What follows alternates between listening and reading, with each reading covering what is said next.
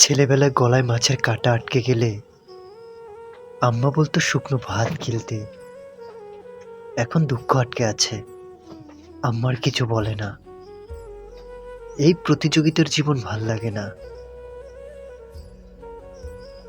ভাল লাগে না একাডেমিক্যাল কষ্ট, জ্বর, মাথা ব্যথা, শ্বাসকষ্ট। ভাল লাগে না সেরা স্যান্ডেলের মতো পড়ে থাকা নিঃসঙ্গ পরিত্যক্ত জীবন। ভাল লাগে না হতাশা, ভাল লাগে না আক্ষেপ আর প্রতিযোগিতার এক ক্লান্তিকর লড়াই।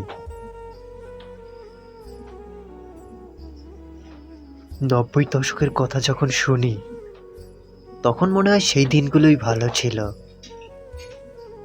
মানুষ জমিতে ধান বুনতো এবং সেই ধান কেটে দুমুঠো ভাত খেত, এবং সন্ধ্যাবেলায় উঠোনে পাটি পেরে গল্প করত। আহা কি শান্তি! জীবনটা এখন যান্ত্রিক হয়ে গেছে, কোথাও শান্তি নেই, কোথাও না।